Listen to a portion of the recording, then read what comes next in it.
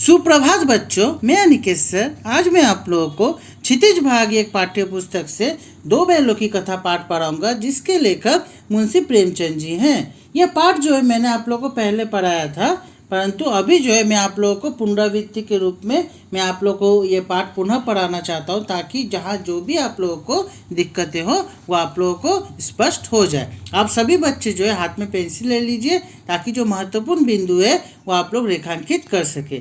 मैं आप लोगों को जो है सबसे पहले मैं आप लोगों को लेखक परिचय पढ़ाऊँगा, उसके बाद जो है पाठ का मैं सारांश आप लोगों को समझाऊँगा। तो सबसे पहले जो है हम लोगों को ये जानना पड़ेगा कि मुंशी प्रेमचंद जी का जन्म जो है वो सन 1880 में हुआ था। उनका जन्म स्थान जो है वो बनारस लम्ही गांव में है। उनका असली नाम जो है, वास्तविक नाम धनपत राय है, और उनका निधन जो है वो सन 1936 ईस्वी में हुआ था। और ये जो दो बैलों की कथा जो है पाठ है, इस पाठ में मुख्य रूप से जो है मुंशी प्रेमचंद जी ने यहाँ पर जानवरों के माध्यम से यहाँ पर जो है समाज को जो है एक सीख देना चाहा है कि जो कभी कभी जो होता है कि हम मनुष्य को भी जानवरों से बहुत कुछ सीखने का होता है। जानवर जो है, जानवरों में भी जो है भावनाएं होती है, वो उनमें भी जो है वो भी भावनाएं प्रकट करना चाहते हैं, परंतु उनके पास जो है प्रकट करने का जो है स्पष्ट जो है भाषा नहीं हो पाता है, क्योंकि यहाँ पर जो है जानवरों के भाषा को हम लोग समझ नहीं पाते। ठीक है। और जिस प्रकार हमें मारने से, जिस प्रकार हमें तकलीफ देने से हमें कष्ट होता है, या फिर हमारे जीवन में खुशी आने से हमें खुशी होती है, उसी प्रकार जो है जानवरों के भी जीवन में खुशी भी आती है। उन्हें भी कुछ मतलब अगर उनके जीवन में कुछ अच्छा घटना हो, या फिर उन्हें जो है उनके अगर कोई प्रेम करे तो उन्हें जिस प्रकार अच्छा लगता है, उसी प्रकार जो है मतलब मनुष्य को जिस प्रकार अच्छा लगता है, उसी प्रकार जानवरों को भी अच्छा लगता है। और अगर मनुष्य को जिस प्रकार मारा जाए, उन्हें जिस प्रकार तकलीफ होती है, उसी प्रकार जानवरों को भी तकलीफ होती है। ये बात यहाँ पर कहा गया है। दो बैलों की कथा, ये जो कहानी है, ये प्रेमचंद की श्रेष्ठ कहानियों में से एक मतलब श्रेष्ठ कहानी जो है ये गिनी जाती है। और इस कहानी के माध्यम से लेखक ने जो है समाज और पशुओं के भावनात्मक संबंध का वर्णन किया है। और हीरा और मोती नामक दो बैल इस कहानी में मौजूद है, जो सीधे साधे भारतीयों के प्रतीक है, और वे आज़ादी के लिए बार बार संघर्ष करते हैं और अंत में उसे वह पा भी लेते हैं। तो यहाँ पर क्या दिखाया गया? यहाँ पर यही दिखाया गया है कि अगर हम जो है मेहनत करें, परिश्रम करें, और आपका जो इरादा अगर सही हो, आप अगर लक्ष्य केंद्रित आपका मतलब हो, जो हमें कुछ करना है मतलब करना ही है, तो आप चाहे किसी भी कीमत में हो वो आप हासिल करेंगे ही। और इस तरह परोक्ष रूप में ये कहानी जो है आज़ादी आंदोलन की भावना से जुड़ी हुई है। ये बात जो है इस कहानी में कहा जा रहा है। अब जो है आप सभी बच्चे जो है सारांश जो मैं आप लोगों को पढ़ाऊँगा वो आप लोग ध्यान दीजिएगा। यह कहानी दो बैल हीरा और मोती की है, जिनको झूरी, जो उनके मालिक थे झूरी काची, झूरी ने बड़े ही प्यार से पाला था। और एक बार किसी कारण जो है झूरी को उन बैलों को अपने ससुराल गया के पास, जो उसका साला था, गया के पास छोड़ना पड़ा था। लेकिन हीरा और मोती को ये लगता था कि उनके मालिक ने उन्हें गया को क्या किया, बेच दिया, क्योंकि इसलिए मतलब उन्हें ऐसा लग रहा था कि शायद जो है उनसे कुछ गलती हो गई, इसलिए उसने जो है उनके मालिक ने जो है उसे जो है गया को बेच दिया उन्हें। और इसलिए वो जल्दी से उसे चंगुल से छूट के अपने घर वो जाना चाहते थे, क्योंकि गया जो था बच्चों वो क्या था, ये आप लोगों को पता ही है। मैंने आप लोगों को पढ़ाया था कि गया जो है यहाँ पर उसमें प्रेम की भावना एकदम नहीं थी। वो मतलब बहुत कठोर हृदय वाला था, और वह जो है उसे हीरा और मोती को खाने को तो कुछ देता ही नहीं था, और साथ सूखा भूसा देता था, और साथ ही साथ जो है उसे मतलब जीता और मेहनत करवाता था। अगर वो करना नहीं चाहते थे तो उन्हें मारता पीटता भी था। इसलिए जो है जानवर जिस प्रकार मनुष्य जिस प्रकार प्रेम समझते हैं, उसी प्रकार बच्चों जानवर भी प्रेम समझते हैं। इसीलिए जो है कौन उनका अपना है, कौन उनका परा है, कौन उन्हें प्रेम करता है, कौन उनसे घृणा करता है। तो इसीलिए जो है वो वहाँ से भागना चाहते थे। रात को जब गया जो है उन्हें चारा दे के सो गया होता है, तब से दोनों रस्सी जो है तोड़ के झूरी के पास आ जाते हैं। उन्हें देख के झूरी बहुत खुश हो जाता है, लेकिन उसकी पत्नी को बहुत गुस्सा आता है, और वह उनसे कमज़ोर जो है कामचोर समझती है।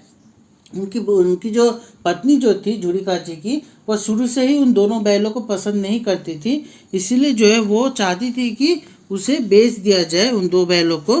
तो इसीलिए जब उसे मतलब उसके भाई को दे दिया गया, तो वो वहाँ उनके चंगुल से जब भागकर फिर झूरी काची के पास आ गए, तो उसकी पत्नी जो है उससे काफ़ी गुस्सा आया था कि ये लोग जो है ये दोनों बैल काफ़ी कामचोर है, इसीलिए जो है वो काम करने के डर से वो बार बार यहाँ भाग के आ जाते हैं, ऐसा उसकी पत्नी को लग रहा था।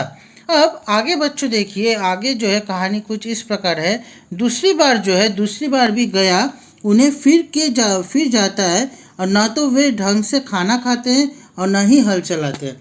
दूसरी बार फिर उन्हें जो है गया आकर झूरी काची के घर से उसे उन दो बैलों को लेकर जाता है, परंतु वो लोग जो है ना ढंग से खाना खाते हैं और ना वह ठीक से हल चला पाते हैं। उस घर में एक छोटी बच्ची थी जो उन्हें कुछ रोटियां खिलाती थी। एक रात जो है उनको वह खोल दी ताकि वो दोनों उस कैद से भाग जाए। वो छोटी बच्ची का जो है अपना खुद की माँ, उसकी माँ जिंदा नहीं थी, वो उनकी मृत्यु हो गई थी। तो उसकी जो माँ थी वो सौतेली माँ थी और उसे काफ़ी मारती थी, पीटती थी, एकदम प्रेम नहीं करती थी। इसी कारण जो है छोटी बच्ची नहीं चाहती थी कि हीरा और मोती का भी उसी तरह वहाँ पर उसका हाल हो, इसीलिए वो चाहती थी कि उसे वहाँ से मुक्त कर दिया जाए ताकि वो स्वतंत्र रूप से खुशी से वो अपनी ज़िंदगी जी सके। इसलिए उसने क्या किया, उसे वहाँ से रस्सी उनकी खोल दी और उसे वहाँ से मुक्त कर दिया, हीरा और मोती को। और वे दोनों काफ़ी देर दौड़ने के बाद एक अनजान जगह पर वह पहुँच जाते हैं। वहाँ मटर के खेत में वह जाते हैं, हरे भरे मटर खाने लगते हैं। उतने में कुछ लोग उन्हें घेर लेते हैं और वह कांजी हाउस में कैद कर देते हैं। कांजी हाउस बच्चों क्या होता है, मैंने आप लोगों को क्या पढ़ाया था? कांजी हाउस मतलब जहाँ पर अलग अलग जानवरों को रखा जाता है और उनको देख रेख की जाती है, ठीक है। तो यहाँ पर जो है कांजी हाउस में उन्हें जो है कांजी हाउस में उन दो बैलों को जो है जो पहरेदार जो था खेत का, वो देखता जब है कि हीरा और मोती वहाँ पर मटर के खेत में मटर खा रहे हैं, तो उन्हें वहाँ से ले जाकर वो कांजी हाउस में उसे कैद कर देते हैं।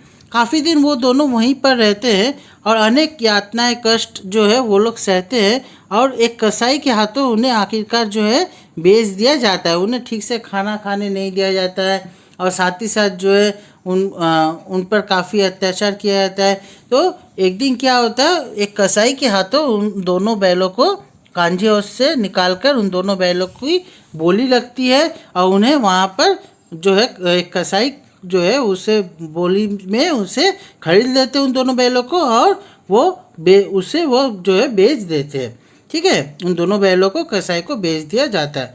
उसके साथ चलते चलते जब वे अपने घर के रास्ते को वो पहचान लेते हैं, तो उस समय क्या होता है, वो दौड़ते हुए झूरी के पास वो पहुँचते हैं और जो है झूरी की पत्नी भी उन्हें प्यार से चूम लेती है, ठीक है।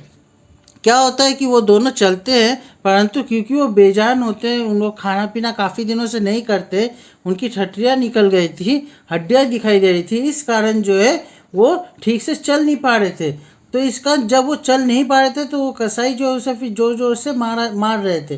तो फिर वो चल रहे थे, फिर तो जब उन्होंने देखा कि जिस रास्ते से वो कसाई उन्हें लेकर जा रहा है वो क्या है, वो पहचान का रास्ता, मतलब वो उसके पुराने मालिक जो है, उसका वास्तविक मालिक जो है उसके घर का रास्ता है। तो उस समय क्या, वो दोनों जोर लगाकर एकदम रस्सी तोड़कर दोनों वहाँ से भागते हैं। कसाई भी उनके पीछे पीछे भागता है, परंतु क्या होता है बच्चों, कसाई उन्हें पकड़ नहीं पाता है क्योंकि वो दोनों झूरी काची के घर पहुँच जाते हैं और वहाँ जो है मोती जो है वो उसे जो है सींग से मारकर उसे भगा, वहाँ से गाँव से निकाल कर भगा देता है। और आखिरकार जो है झूरी काची के पास जो है उसके दो बैल जो है हीरा और मोती वहाँ पर पहुँच जाते हैं, और हीरा मोती को देखकर झूरी काची जो है उन दोनों बैलों के माथे को चूम लेता है, उन्हें अच्छे अच्छे खाने को उन्हें देता है, खली भूसी, तो वो लोग काफ़ी चाव से खाते हैं। तो ये दृश्य देखकर जो है उसकी पत्नी को भी अपनी गलती का एहसास होता है और वो भी आकर उन दोनों के माथे को प्यार से चूम लेती है।